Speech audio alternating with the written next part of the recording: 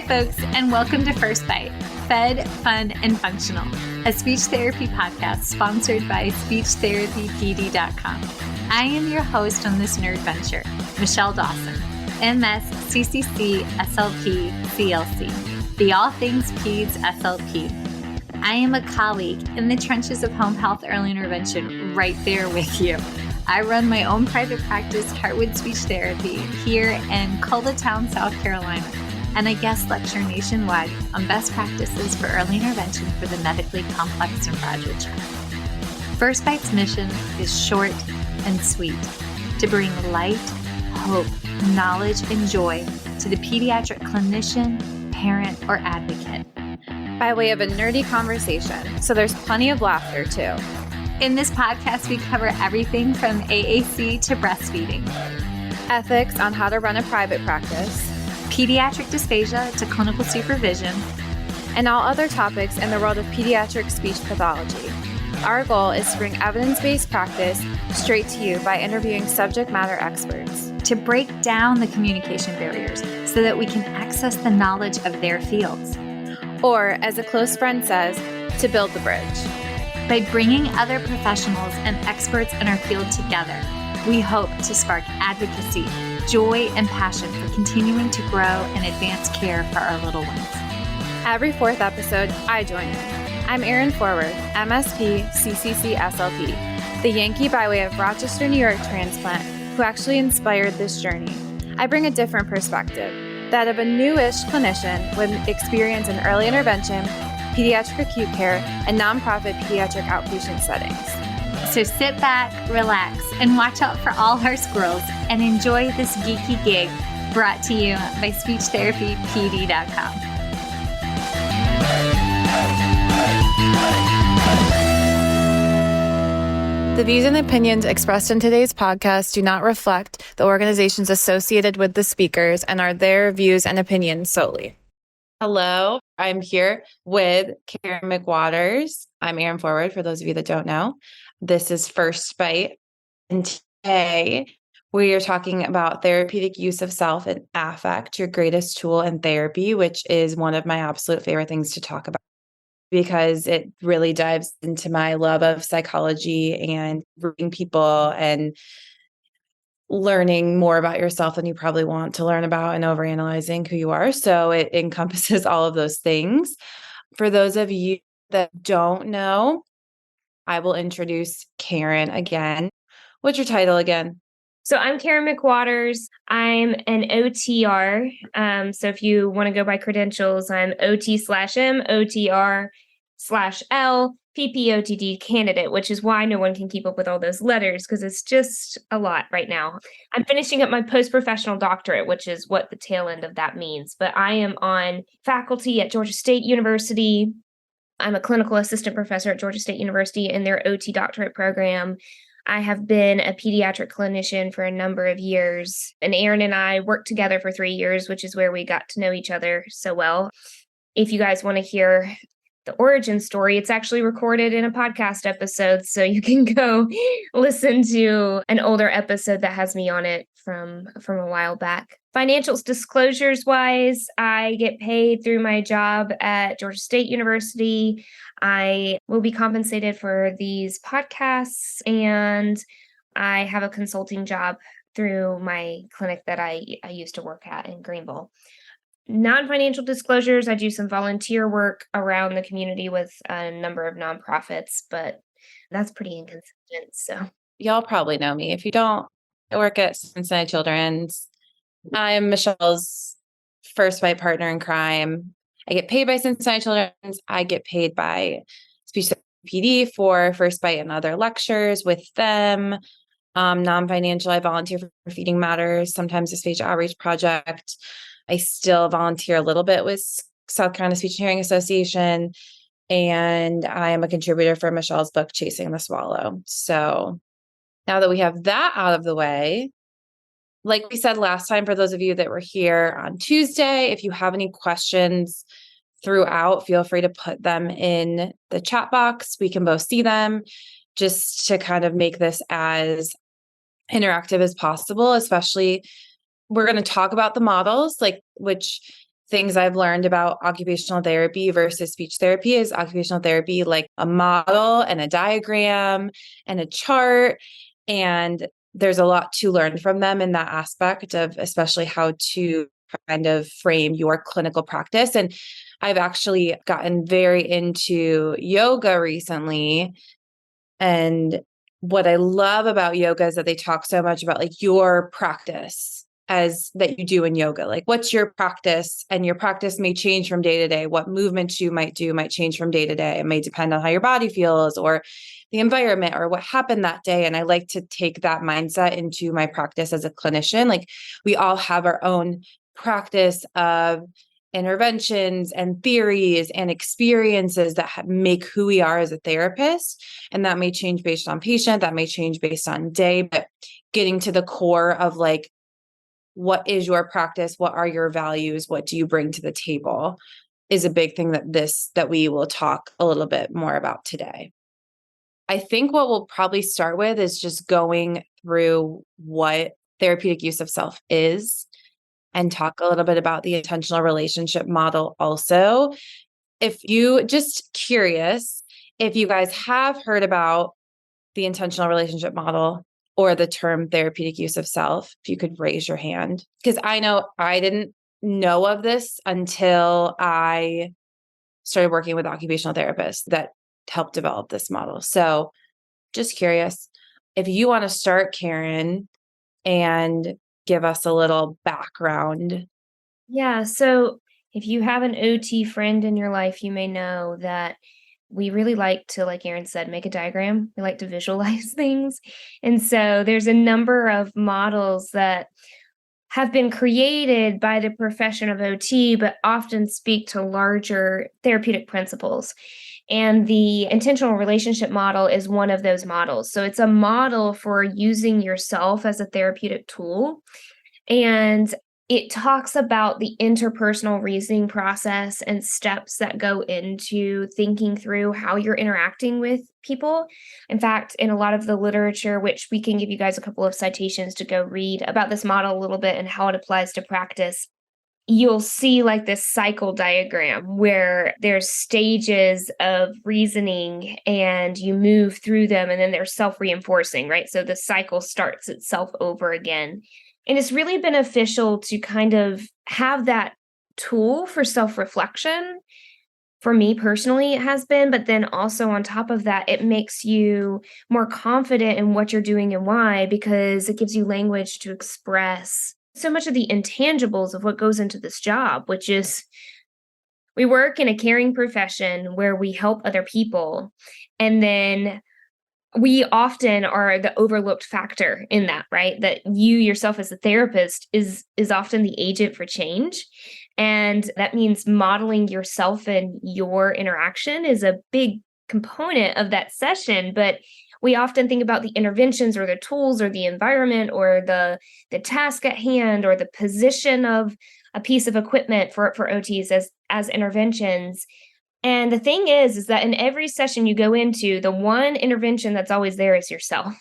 So yeah, we'll talk a little bit about this model. I'll talk through some of those stages, but Erin, if you want to talk a little bit about therapeutic use of self in speech therapy and the role that can play, that would be great. Well, the thing I remember, and you and I had this conversation a while back, I vividly remember being in grad school and you would have your lesson plans of goals and what you were going to use to work on those goals and what order you were going to do them. And we would have a reflection piece at the end of like, what could have been done differently or what would you have changed? And it was never how could your presence have been different? Your tone, your facial expressions, like all of these little things that impact the children that we work with so much. But yet it was, oh, I could have used a different tool or, oh, I could have created different stimuli or something like that. And so realizing that you are the best tool in therapy, both for the children you're working with and the caregiver. I say to every family I work with, like, I am a tool. I am a member of your team, and I'm here to help build your relationship, help build your comfort, whether it is around feeding or around language and communication, because my goal is for a family not to need me. And like Karen was saying, the way that you interact with a child can be such a model for a caregiver, the way that you respond, the language that you use. And from our perspective, like I talked about in the last podcast, the fastest way to aid in regulation and to aid in that connection piece is through relationship. And so building that relationship is the core, or I think should be the core of that experience. And every child and every family has this huge story and the reasons for what they're doing. And we also come to our sessions and this relationship with what we've gone through. So it's really, really important to be able to think about the way you're reacting to things, the energy that you bring, the responses that you have, because those little things are going to have such an impact. And that can be a scary thing. And that can be a big shift to think about, because we're not 100% every day. And we all have stuff that we go through. But the most important thing is showing up authentically. I'll have days, like I'll even say to the kids I'm working with, like, I'm having a hard day. And just being honest in that relationship can be so helpful, because they're going to come across people that are having bad days, and they're going to come across people that aren't able to give them 100%. So that's kind of the way that I try and look at myself and how I show up to work with the kids I work with. One thing I would like to include into this conversation, because I know we're speaking to a bunch of working therapists as well, is the use of yourself as a tool, but then also the protection of yourself from burnout, because that's a big component of this. Burnout is real when you're in a helping profession, and using yourself as a tool is great so long as you do it in a mindful way that promotes longevity for yourself and growth for yourself. And not giving of yourself to the point where you don't have anything left to give. So with that, let me kind of clarify on what we mean by what therapeutic use of self is. So the authors of this model defined it as the planned use of his or her personality, insights, perceptions, and judgments as part of the therapeutic process. So I kind of want to pause for just a second and think about that. It's not just your personality, but it's the planned use of your strengths and weaknesses as an individual.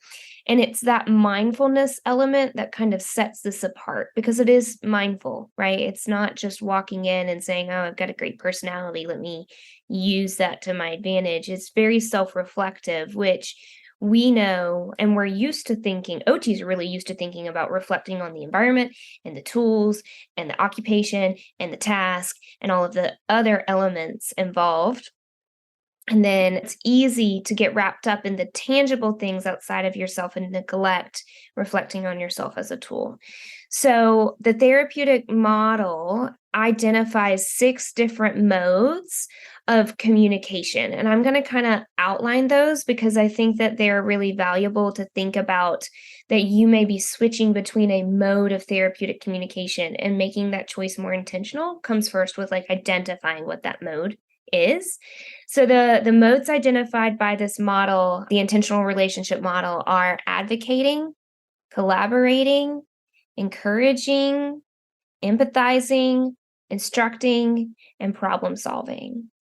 And the thing about this model is it identifies different things as well. So it identifies a list of intrapersonal characteristics, things you might have inside of yourself, like your tone of voice, your gestural communication, your approach to your asserting needs, your level of trust. Those are within yourself, and then also within your client. And that match between your intrapersonal and interpersonal really comes through those therapeutic modes of communication. And then the thing that we know happens in therapy all the time, where you really start to reflect on yourself, are sort of these therapeutic events. So the model identifies interpersonal events that happen between a therapist and a client. In pediatrics, the most common one, I think, is boundary testing. Like, that happens frequently. If it doesn't happen, it happens every session, right? But like usually multiple times during a session. And then when you're in pediatrics, you really have the kid client, right? And then you also have the parent client. And oftentimes you'll hit things with the parent client and or the kid client like crisis points or intimate self-disclosures or, resistance and reluctance to what's going on in therapy, empathic breaks where you just misunderstand each other. And so this model identifies those kinds of things and then talks about modes that can be used to address them through interpersonal reasoning.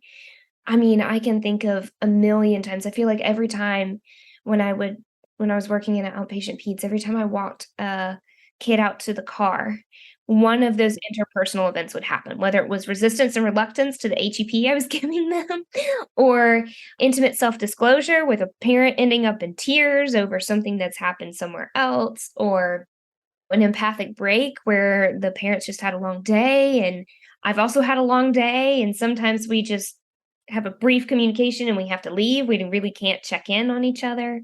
So those things are really, really common. And it's for me as an OT, it's helpful to have a framework to think it through and to be intentional and evidence-based with it too.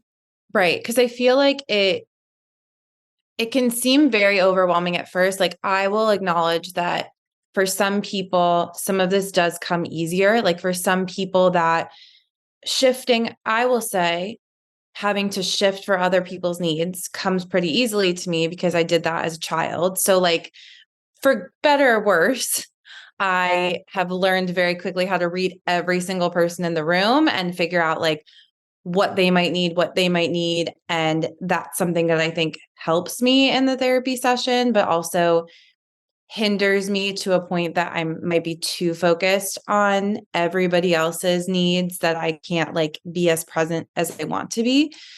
But for people that are like, I haven't really thought about this, I am just trying to dive into it. And for people who to be like, I will also acknowledge if once you dive into this, you have to be more reflective on yourself as a person, which is not easy to sit and say, why am I reacting to this way? In floor time, which Karen and I are both trained in, when you look into a child's individual differences, you also look into your own. So you look into your own sensory system, your own trauma, your own family history, because if we're going to show up authentically, which I do love that this is, I feel like a shift where instead of me showing up as a therapist and being super professional and having this role, like there's more of a push to show up as who you are, but you have to know who you are to do that. And there would even be times where like Karen and I would share a kid and he'd be off, or like I'd notice something and then we'd look at each other and be like, are we off today? They can sense it. And the kids that we work with are much more in tune with like energies around them, just because I think sometimes we learn as we get older to push off those energies. Like there's just so many more things in the environment that they're more in tune to. So what I like about this model is that, like Karen said, it breaks things down so you can better identify it. So when something happens, you're like, instead of I did something wrong or they don't like me, it's wait a second. They were trying to push boundaries, or they did disclose something to me that then impacted our relationship. And to start from that point, as opposed to just saying something went wrong, I don't know what to do from here, can be really helpful, and can be helpful to, if you're working with somebody that's trying to start to focus on this, because otherwise, like, it's a lot. Yeah, and we're going to talk today about attunement and affect. And we started this series off with sensory because it's so important to be aware of sensory systems, both others and your own, when you're trying to use yourself therapeutically. Because using your body and yourself in the wrong way to that client, it can become not therapeutic very, very quickly, right? And then also being aware of your own sensory system and knowing when you're going to have to drum up a little bit more out of yourself, because in order to meet this client at their threshold, you may, like for me, that's my particular challenge because I'm a pretty low arousal person. So when I have a child who has high arousal, I know I'm really going to have to amp myself up for them to feel like I'm advocating, empathizing, or collaborating with them. If I am not bigger than my natural resting state, they don't register it, right? So that's a very intentional thought about my therapeutic communication mode as relates to their sensory system, and kind of layering this model and sensory models on top of each other, because that's what attunement truly is attunement to yourself as well as the client's needs and feelings in the moment.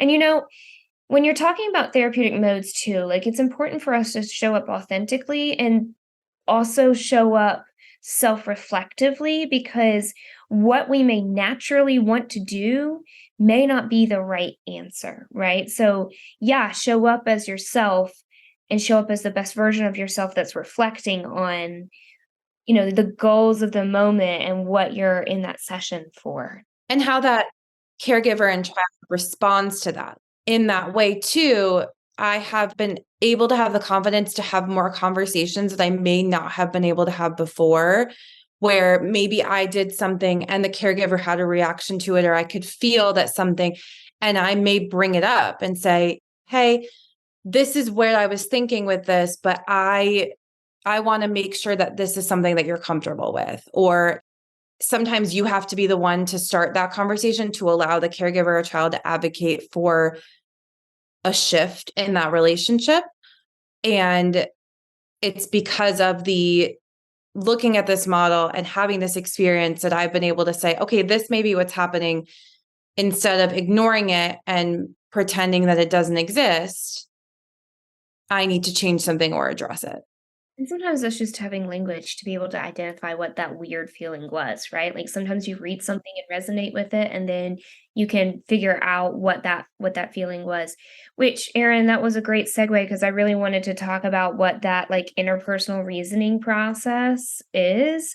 According to this model, it kind of starts at the top with, like, anticipating what is going to happen, right? So when you really start to use yourself therapeutically, it requires some amount of knowledge of that client, right? Whatever knowledge you have, you're trying to anticipate issues before they happen. You're going to identify and cope with them, determine whether or not a mode shift is required, right? So that's their third step in this process. Decide whether or not what you are doing is working, or if you need a new way of approaching it.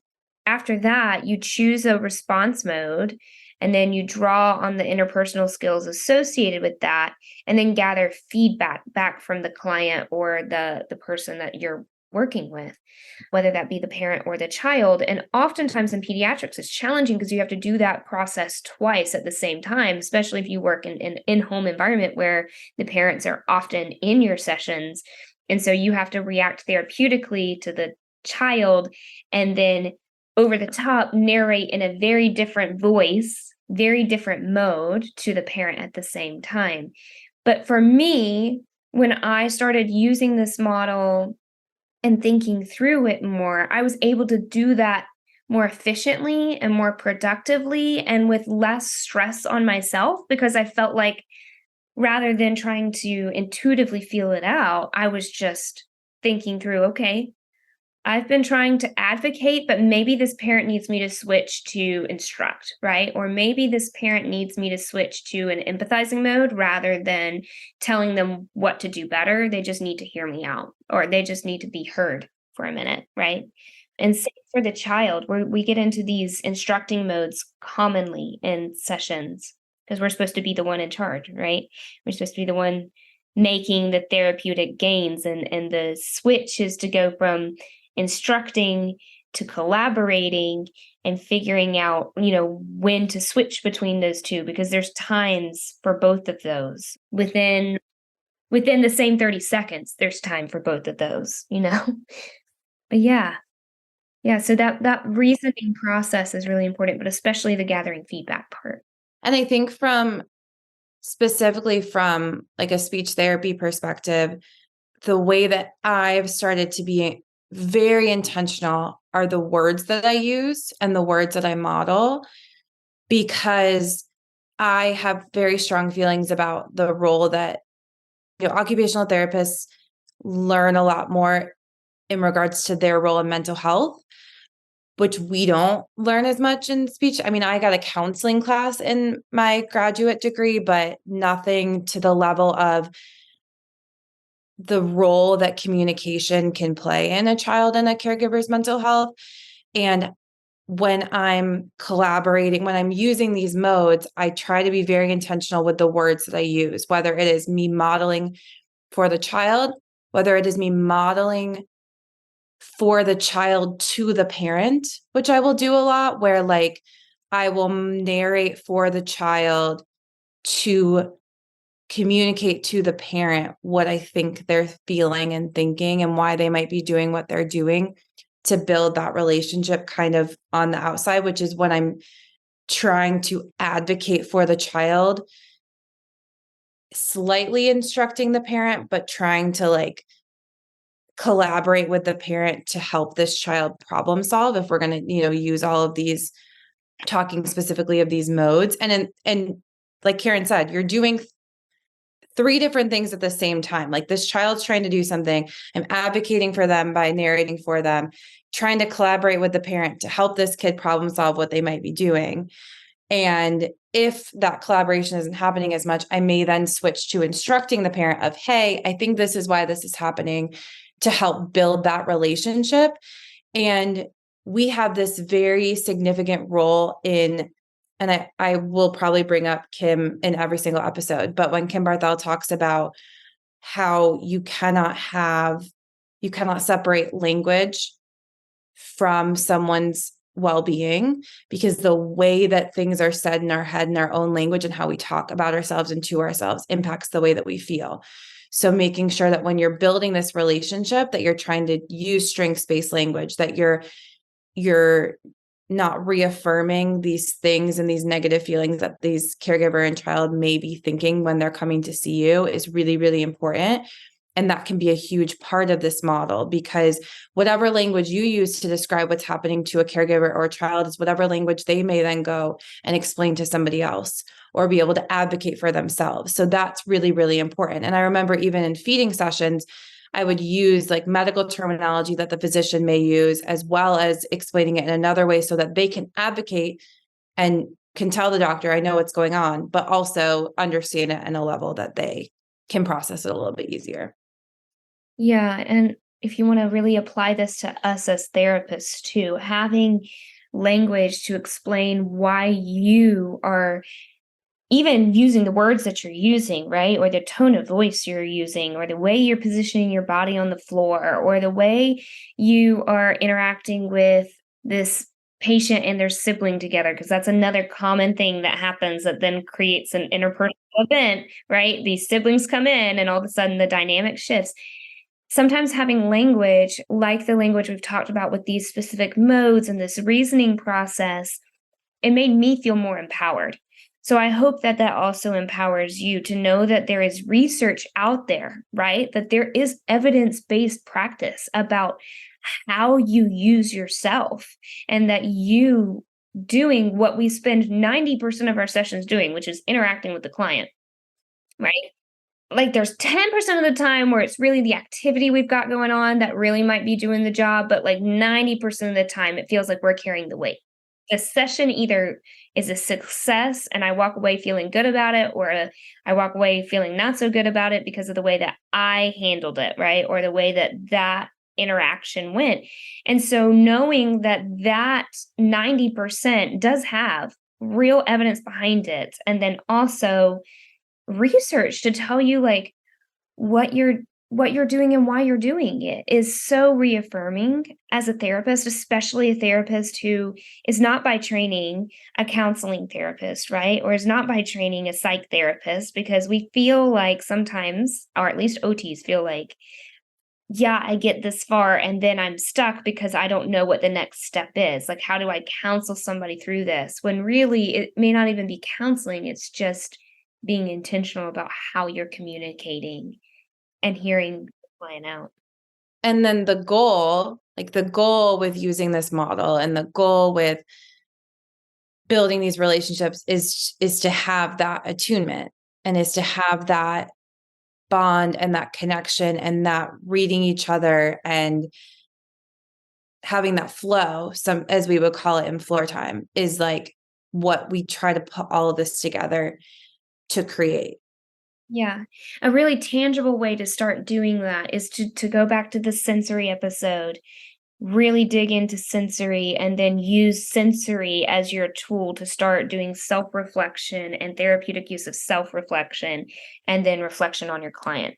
The reason I say that is that a lot of times the language and the clinical application of sensory-based attunement is so clear, and there's a lot of verbiage to give yourself there, right? So that way you feel like you know what you're talking about because there's so much literature to pull from. And it can help interpret your own experiences. It's a very tangible way to start this journey of attunement. When you hear trauma-informed or trauma-sensitive practitioners talk about attunement, they really talk about like that magic moment. Floor Time calls it the twinkle in the eye moment or the falling in love look. And we can all relate to that with a client, that we've all had those clients that like all of a sudden time kind of stands still. It feels like a magic recipe that you got to the spot where everybody was like truly in the moment and enjoying each other. That is attunement, that ooey gooey love feeling that happens when you're really on the same page with somebody is attunement. And while it can sometimes naturally be occurring in the wild, sometimes it needs a little bit of a greenhouse and some TLC to grow, right? Like it's not that you can't find an orchid growing out in the woods. You probably can. But we all know those are temperamental plants that require a lot of time and water and special soil and the right conditions and humidity for them to eventually flower 7 years from now, right? Like they're very temperamental flowers. And a lot of times our therapeutic relationships with clients feels like growing an orchid. It feels like you put in a lot of time and you're trying to get the environment just right for one magic moment to happen. And when it does, it really pays off. But just waiting for the lightning to strike and the magic to happen, there's so much more out there to get if you start to reflect on yourself and you start to really pull in multidisciplinary pieces to understand the whole person and the whole developmental process and your whole self and how those two entities interact. Mm-hmm. And to find the joy in that process too. Sometimes that can get lost a little bit when you're constantly looking for the joy and that perfect outcome to match. And so a lot of the time when I'm feeling the most joy and excitement and attunement with a child is when we're like figuring something out. I remember I had one session with you're not supposed to have favorites, but our favorite patient. And we because Karen could see me from across the hallway. We had a scooter board and we were like pretending that the scooter board, like at first he just like fell off the scooter board and he like thought it was funny and it was great. And then we like pretended that the scooter board was like a ship crashing and that we'd fall off. And we like did this over and over and over again. And I pretended that I fell off the scooter board and like needed to be pulled. And we had to think through this because he was like, let's just pull you on the floor, which I let him do it because like we had to think why this wasn't going to work. But bless him, he found somebody else and they pulled me on the floor. So it didn't we didn't have to problem solve in the exact same way. But it was like in that beautiful moment of like, we're improvising and we're trusting each other and we're realizing that we trust that when you bounce something off, I'm going to bounce off with you. Is I think the most beautiful thing. And what I encourage speech pathologists to think about too is we are not just the sternum up. And it always bothers me when speech pathologists are like, I'm just work from here up, because you learn so much through moving your body and you develop language for the experiences that your brain and your body have. So if we want children to develop language, they also have to develop these experiences with their body to have something. And Karen and I, we know neurons that wire together, fire together.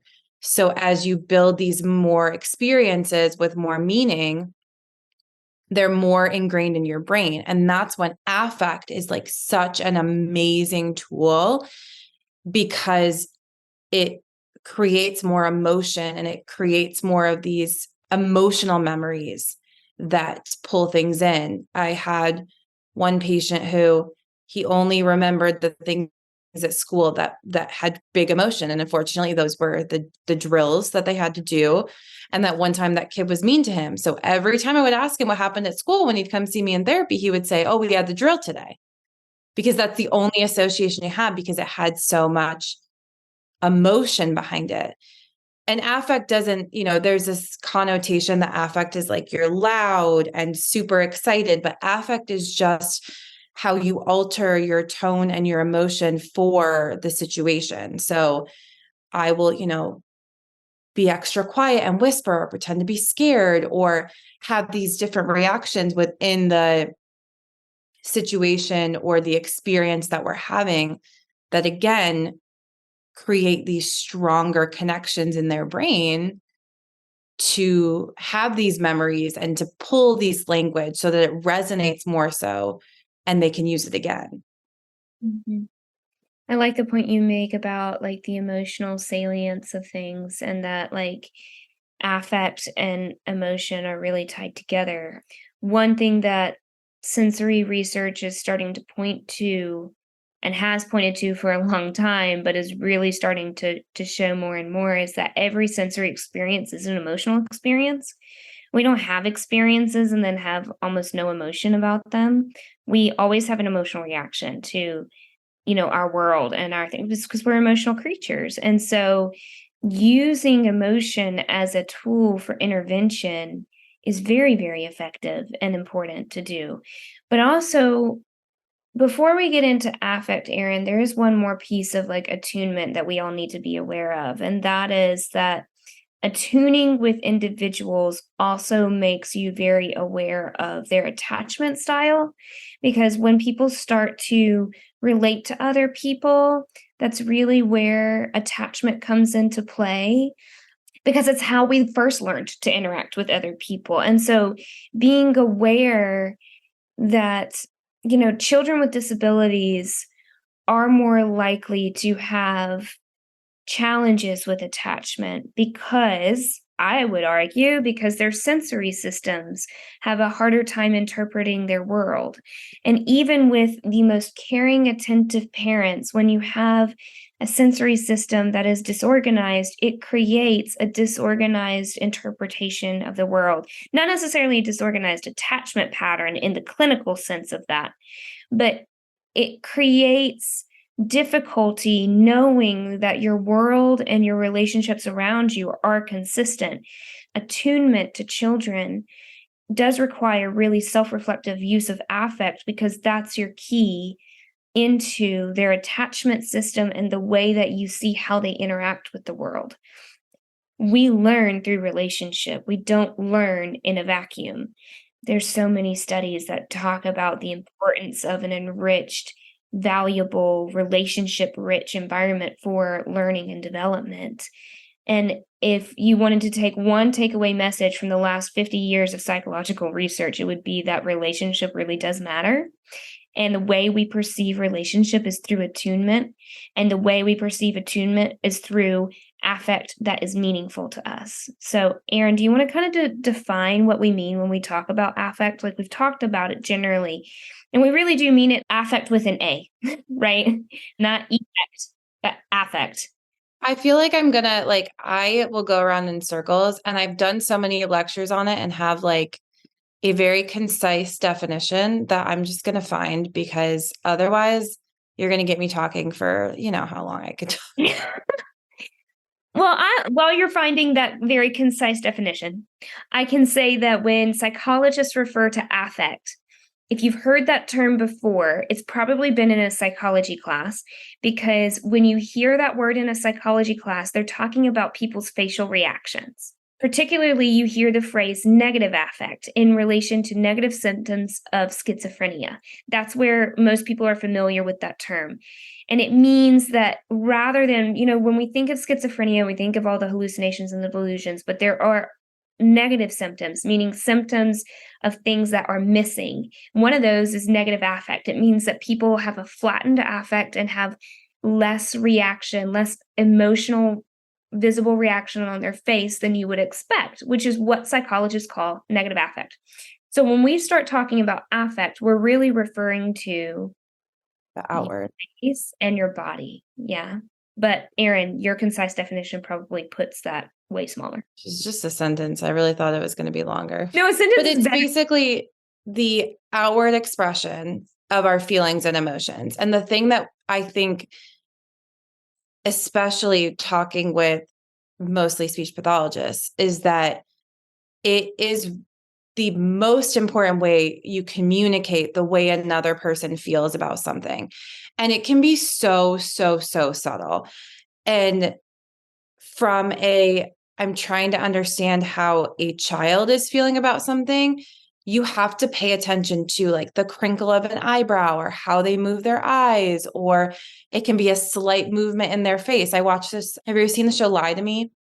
No. So it's like the show with this guy's a psychologist, and he sits in on like cases in the court. yes. Yes. I just know what it was called. He can tell like the micro expressions and what they mean. And so what I found so exciting, but also made me be so much more conscious, is that like we can do such subtle things that people pick up on that demonstrate our affect.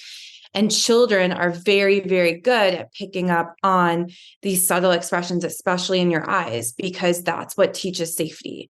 So children very early on, and think about the world that most of the young kids we lived in with masks, all of that information has come from eyes. And so the way that we use our body, use our tone, use our facial expressions to communicate how we're feeling is that use of affect. And from a multisensory perspective, the more senses we can use to give that information to a child, the better we can develop that attunement. Because, and I think too about the children we work with that have motor differences, that maybe have a harder time expressing, whether it's communicating verbally or even expressing some of their affect outwardly because of these motor differences. So I find it very empowering too, to know that like there is so much information about there about how much we can develop these conversations and connections even without language. Erin, have you heard about the research? This is longstanding research from the Gottmans about the 4 horsemen that come into marital relationships. They talk about micro expressions and how you can tell whether or not a marriage will last or not. And I mean, this is a husband-wife duo, ironically, that are a research duo that research marital conflict and micro expressions. If you're interested, please look up their research. It's very interesting. They are most famous for the 4 horsemen, but they categorized expressions down to micro expressions of the eyes and the mouth to really identify what emotion couples are expressing to each other. And their research has gotten to the point where they can predict down to the year and the month how long a couple will stay together based off of their micro expressions. So the attunement and the affect really does make a big difference in relationship. And it's just very interesting to me that we can break our faces down into such regions that signal either safety and trust or distrust and incongruity. And it's that incongruity, in my experience, that children really react to. So when you are saying something positive in a negative tone, or when you're saying something negative in a positive tone, which I will call out Speech therapists for not speech therapists. I was about to call out OTs, and then I paused because I was thinking, no, I just think it's people that work with kids generally. We all tend to be like, it's time to go. And the kid's like crying on the floor. And the kid doesn't feel heard or seen by the sing-songy time to go. I hear you're upset. That is not signaling that you hear the child upset, right? So they automatically mistrust you because of that incongruity between what you're saying and what you're doing. And especially for our children who have language delays, that incongruity does not help with receptive language processing because they can't use their other sources of information. And there's nothing that pisses me off more than when I'm ranting about something and somebody is like, I love my sister so dearly, but like sometimes I'll call her and I'll like be really hyped up and I'll be pissed off something. She's like, okay. And I'm like, wait a second. what? You can't give me anything? Like, I need something more than just, okay. Like, it makes me so angry. And so to think about helping children, because I will say to caregivers too, like from my perspective, the most important thing for a family, especially when they first come to see me for a child, is for them first to feel understood and then to work on them communicating. Like my job first is to understand them and to be attuned to what they're feeling and to help them know that the way that they're communicating something and the affect that they're using is valuable and is honored. And so what I also find beautiful is like, first I was like, oh my gosh, every expression I make is going to be, and Karen knows my micro expressions are like less micro. Like I'm very, very expressive with my eyes when I'm feeling something, but it also shows like even just a smile with your eyes. Like I do swallow studies and I work inpatient, and those aren't situations that like, those are really hard situations for families. And sometimes even just smiling at them and showing them that this place, that I'm a safe person, can make the world of a difference. And honestly, I've been rewatching Grey's Anatomy, and something about McDreamy that is really great is he always smiles with his eyes at all of his patients, which like now that like we were talking about this, I was like, oh, he does a great, very trauma-informed McDreamy. Like I was very Hats off.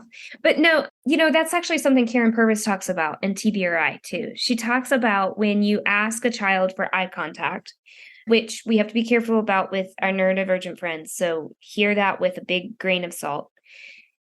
But when you are making eye contact with a child, or when you're asking a child to look at you, because we often do that to make sure that children are tuned into what we're saying, right? That's a natural reaction to be like, hey, I need you to look at me to make sure that you're paying attention to me. Again, giant grain of salt with neurodivergent friends. But she talks about you can never ask a child for their eyes if you're going to show them shame, right? If you look angry and they take shame away from your face, then you haven't helped them. You've put them into a shutdown spiral.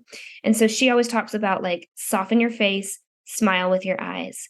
Never ask a child for their eyes when you are angry, because that's a normal reaction as a human. You're going to get frustrated with these kids, right? They do some stuff sometimes that either scares you or makes you frustrated.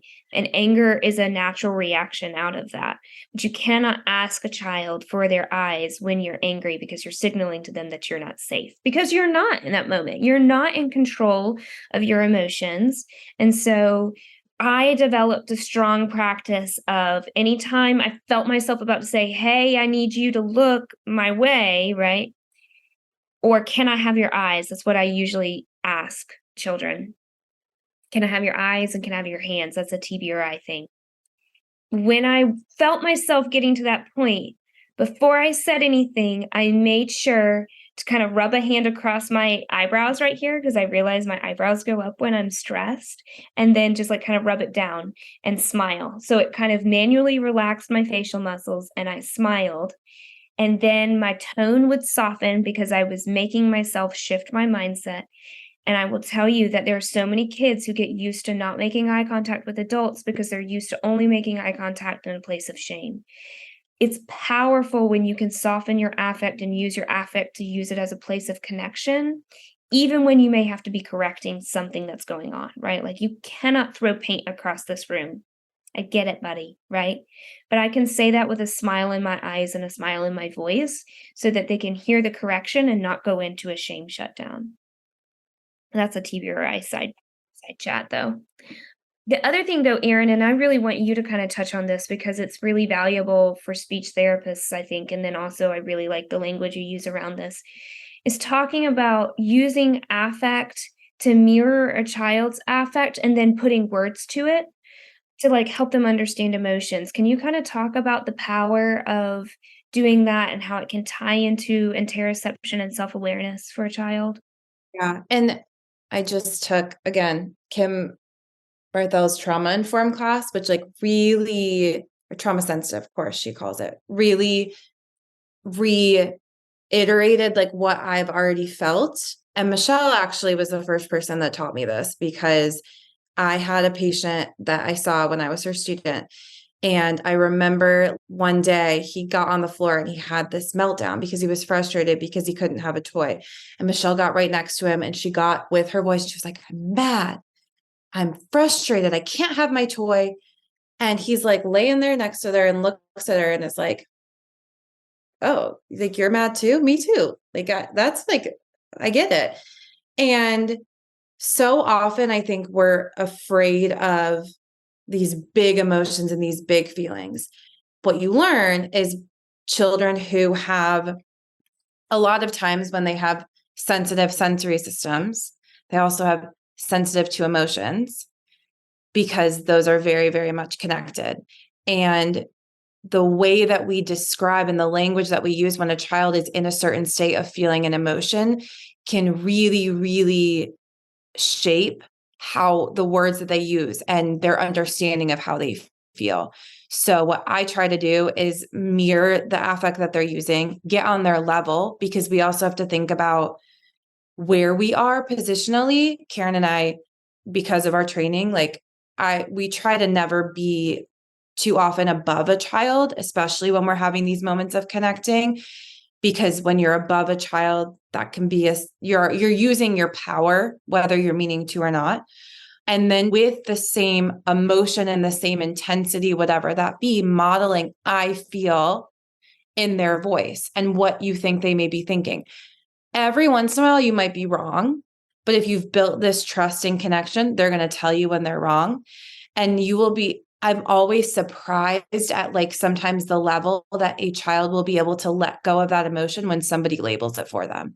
So often it's not necessarily, I want that toy back that you took away from me, or that's not usually the solution. The solution is to be heard and be felt and be understood, so that I can feel that emotion and it can process through my body. And also to know that that emotion is not unsafe, because so often if a child's feeling an emotion and we disregard it or we try to shut it down so quickly, it can teach them that an emotion is unsafe. And there's a child I work with right now who mom is fantastic. Like, just, she could be a floor-time therapist, I have told her. And he has these big feelings and she's asked, she's like, how do I help with these big feelings? And so often my advice is to teach him that you're there to work through those feelings, to hold space and to label it for him. And that can reiterate, the thing that I've learned, these big feelings aren't going to go away. This is the reaction that their body has. They feel deeply. As we work through their help them with their sensory system, they may be able to prepare themselves a little bit more so it doesn't have this big reaction, but we're not going to stop these feelings by ignoring them. So the more we can label them, the more we can give words to these emotions that they have, the more they can understand themselves and then be able to communicate that before it reaches that point where they have that meltdown, because they've been able to have the words to say it. And like, I have so many, I love when a kid will tell me I'm mad or I'm frustrated. And sometimes like I'll bring an AAC really early. And sometimes if they can even tell me, then they can move on with it, because they're like, I need you to know this. And I didn't have the words to say it before, and now I do. So let me tell you about it.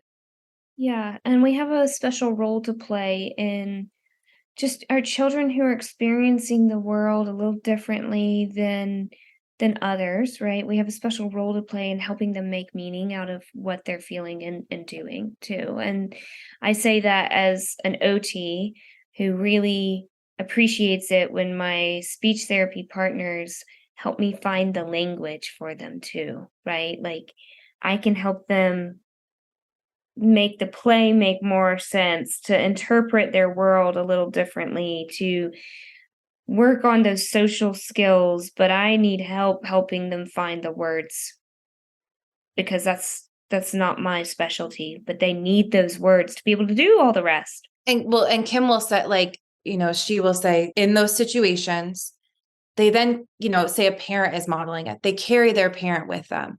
Mm. So when you model that, they carry you and that situation with them to that next experience because it was so emotionally charged. So it's honestly in those moments where I really have to check myself and be even more intentional with how I respond, because they're going to remember that experience because it was so emotionally charged. And so if that means you have to take a step back, take a breather so that you can show up with them in using the language you want to be using and being attuned with them, then that's okay. It's okay to take a second to make sure that you show up in the way that you want to, as opposed to reacting really quickly and then maybe responding in a way that's not as thought out as you would have wanted it to be. Yeah. Now, as we kind of wrap up this evening, I think one thing that I would like to leave you all with is just like a few quick, like practical takeaways. Erin, you got any that are like, how do I start doing this, right? How do I start being more intentional? How do I use affect? I think number one is you have to take time to get to know that child. Like, I will spend some of my first sessions like really observing and watching more, because you cannot be attuned with someone that you don't understand. And the way I explain it to parents too is I say, it would be unkind and unfair for me to say that I understand you and your child after one session. So for the first couple sessions, I'm really going to start to take time to watch your child, to learn how they learn, and to better understand them so that I can show up and be the best therapist for them. Because, like we talked about, it's not just about having a good personality. It's about adjusting your therapeutic use of self for the family and the child that feels right to you. There are going to be times where you have families where you're like, we're just not a match, and that's okay. And I also think we didn't talk as much about this today, but like touch is such a valuable tool that has to be used very intentionally, because we have so many kids that have negative experiences with touch. But like you and Dylan taught me so much about like just a handhold, like just the value that like holding a child's hand when you're connecting with them can do, if they're comfortable with that, it can be very powerful.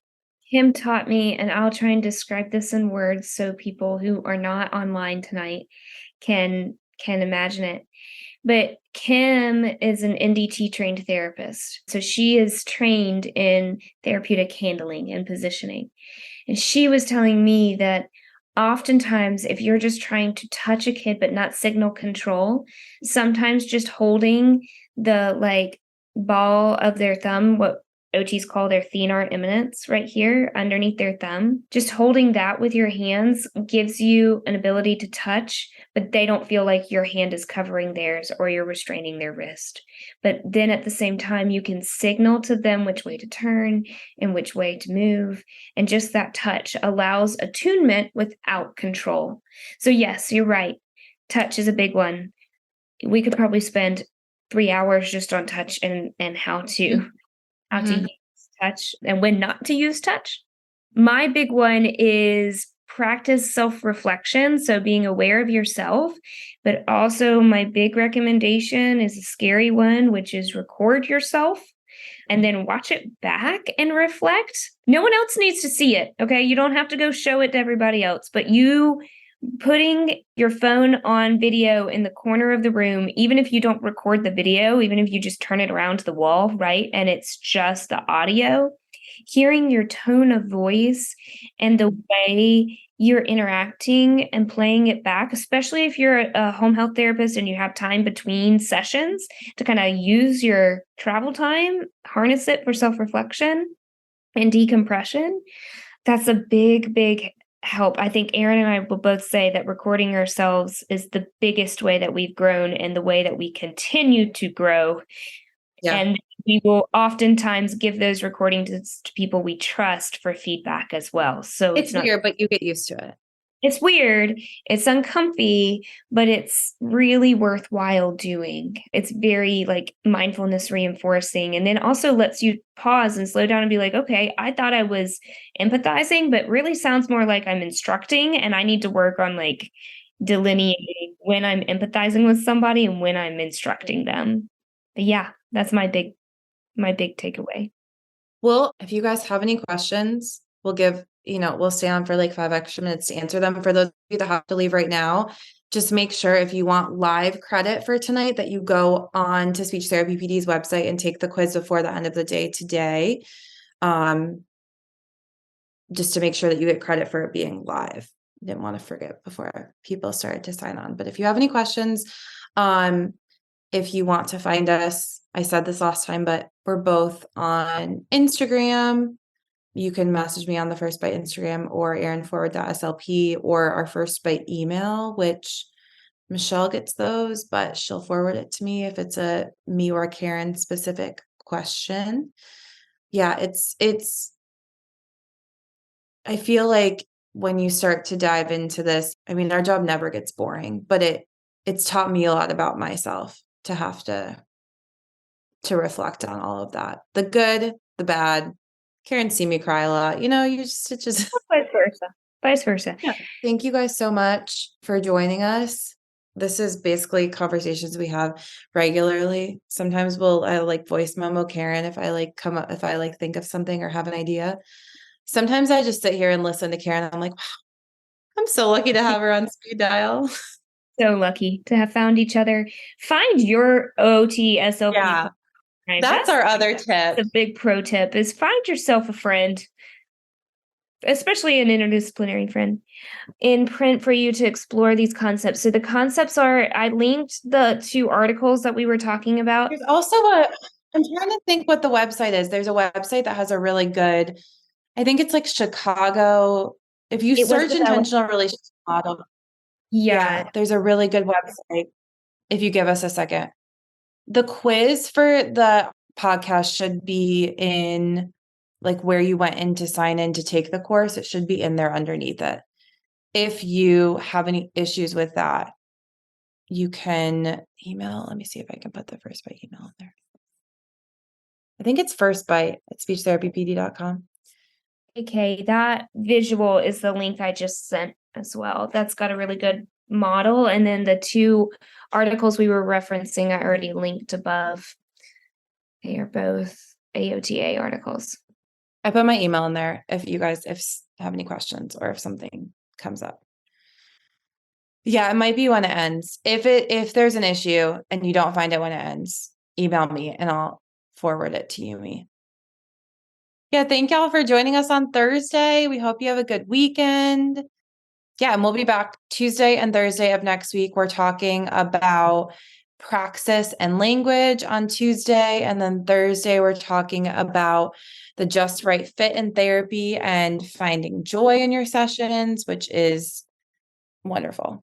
Yeah, and that one we're going to go through what OTs call activity analysis, which just might be a helpful interdisciplinary tool for you guys to think. I don't know. Might not be, but it might. Well, thank you guys. Have a good night. Bye. Feeding Matters guides system-wide changes by uniting caregivers, professionals, and community partners under the Pediatric Feeding Disorder Alliance. So what is this alliance? The Alliance is an open access collaborative community focused on achieving strategic goals within 3 focus areas: education, advocacy, and research. So who is the Alliance? It's you. The Alliance is open to any person passionate about improving care for children with a pediatric feeding disorder. To date, 187 professionals, caregivers, and partners have joined the Alliance. You can join today by visiting the Feeding Matters website at www.feedingmatters.org. Click on PFD Alliance tab and sign up today. Change is possible when we work together. That's a wrap, folks. Once again, thank you for listening to First Bite, fed, fun, and functional. I am your humble but yet sassy host, Michelle Dawson, the All Things Peds SLP. This podcast is part of a course offered for continuing education through speechtherapypd.com. Please check out the website if you'd like to learn more about CEU opportunities for this episode, as well as the ones that are archived. And as always, remember, feed your mind, feed your soul, be kind, and feed those babies.